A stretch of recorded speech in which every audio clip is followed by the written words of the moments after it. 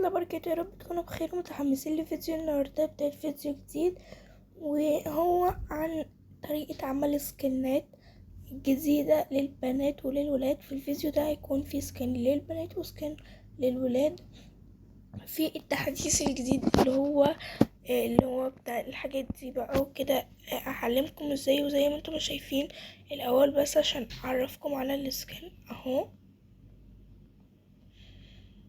تمام يا جماعة، فاهو يعني اعلمكم واحدة واحدة ازاي تجيبوه. طيب يا جماعة، وزي ما انتم شايفين انا جبت دلوقتي ده، جبته من هنا. بصوا، هتنزلوا تحت هتجيبوا البنطلون ده مكان البنطلون اللي هو كان موجود في الاول في الطبيعي بتاع البنات، وهتنزلوا هتلاقي ده جيبوه. تمام، بعد كده هتروحوا على الجيبة اللي فوق دي وهتنزلوا شوية وهتلاقوا الفستان ده جيبوه. وكده بنكون عملنا كأننا عملنا فستان ده. يعني بصوا، يعني شكله عجبني بصراحة، ان شاء الله يعجبكم. وبعد كده هنروح بقى عند الشعر وهنكتب red hair. تمام، هيجينا الحاجات دي نختار الشعر اللي يعجبنا. انا عن نفسي بصوا يا جماعة، هو مش شرط يكون في نفس الشعر اللي موجود يعني اللي انا جبته بالظبط، لان هما كل شوية بيغيروا. تمام، يعني مش لازم يكون بنفس الترتيب في التحديث ده، فجيبوا اي حاجة تعجبكم. انا مش لاقي الشعر اللي انا كنت جايبها في الاول، فهجيب اي حاجة. تمام، طيب بصوا، انا لقيت نفس الشعر اللي انا جبته في الاول ونزلت شوية كده، وهو ده شكله يا جماعة. تمام، يعني هو ده بقى شكله. وبعد كده هنروح عند القبعة دي وهننزل تحت شوية، هنجيب دي ولم، وبعد كده ننزل تحت شوية تاني، تحت شوية هنجيب السماعة دي او البتاع بتاعت الشتا دي. وبعد كده هنروح هنا وهنقص هنا، ننزل شوية وهنجيب دي.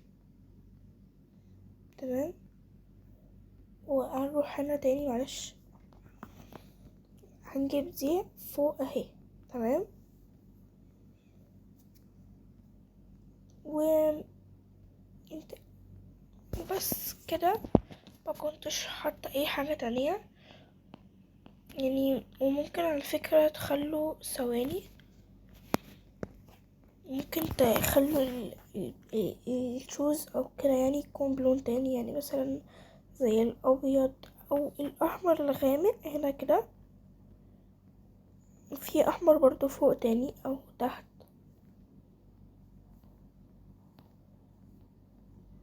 مش عارفه اهو، يعني هو ده. يعني ممكن تعملوا باللون اللي انتوا عايزينه عشان يعني ده يعني ذوقكم من الاخر. وممكن لو عايزين ده برضو بدل ده، يعني اي حاجة يعني. طيب يا بنات، وده بتكون السكن بتاع البنات. دلوقتي هندخل على السكن بتاع الولاد. طيب اهو ده السكن بتاع الولاد، عايزاكم بس تشوفوه الاول، تشوفوا كل حاجة فيه.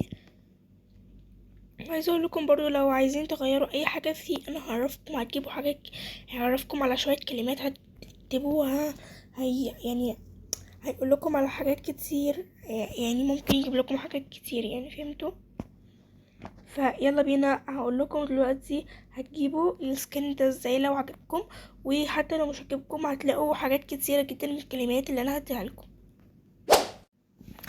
طيب يا جماعه بصوا، هندخل هنروح هنا مبدئيا هنا كده وهنختار دي، وبعد كده هنروح هنا ونختار دي، وبعد كده نروح عند الهدوم ونروح عند البنطلونات نختار اللي عليه الصح ده، وبعد كده عند التيشيرت وهننزل تحت قوي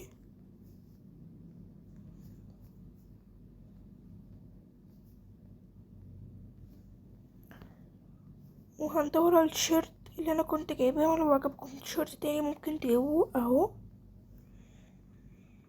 ونتأكد طبعا ان مفيش اي وش محطوط غير بس الرسمة اللي انا حطاها دي. ممكن تعملوا رسمة تانية لو حابين، مش حابين خلاص ممكن تجيبوا دي او اي حاجة يعني انتوا حابينها. بعد كده هنروح هنا بقى، وده اللي بيبقى فيه الشغل الكتير. هنا هنكتب بوي بلاك اهو، وهنختار دي او اي حاجة تانية لو حابين. بعد كده هنروح هنا وهنكتب بلاك ماسك، وهنختار دي او اي حاجة تانية انتوا حابينها يعني. وبعد كده هنروح على دي وهنكتب بلاك، وممكن نختار اي حاجة انتوا عايزينها بقى يعني اختاروا. بس انا عن نفسي هختار ان انا كنت جايبها في الاول، دي هتلاقوها تحت شوية كده. وبعد كده نروح عند اللي هو الطاقية دي او القبعة، وهنكتب بلاك، وهنختار دي او اي حاجة انتوا عايزينها. برضو في حاجات كتيرة هتلاقوها، يعني مثلا قوم الشيطان او السماعات اللي فيها الشوك دي، يعني في حاجات كتيرة اوي. اختاروا اللي انتوا عايزينه منها وبس. يعني ده يعني السكان اللي بتاع الولايات اللي انا بقول لكم عليه يعني. ولو حابين تعملوا اي سكان تاني للولاد او البنات قولوا لي في التعليقات. وكمان انا عايزه اقول لكم على حاجه، ان السلسله دي مش شرط تكون لبروك هيفن، يعني ممكن تكون لاي ماب بيوت. قولوا لي على اسمها وهعمل لكم فيها الولاد والبنات. تمام. وانا مش بحب يعني ماب البيوت بتاعتي مش بس بروك هيفن، لا في لعبة تانية انا بحبها جدا، ودي ممكن اعمل لكم فيها مرة قبل كده بعد كده يعني سوري. وبجد متأكدة انها هتعجبكم جدا، علشان يعني انا بحبها، وفيها سكنات كتيرة قوي، وفيها لبس كتير، وفيها حاجات كتير قوي ممكن تتعمل تقريبا يعني اكتر من بروك هيفن. تمام. واخر حاجه متنسوش تعملوا لايك وسبسكرايب عشان يوصل لكم كل جديد. فعلوا زر الجرس والشير كتير بقى والكومنتات. باي.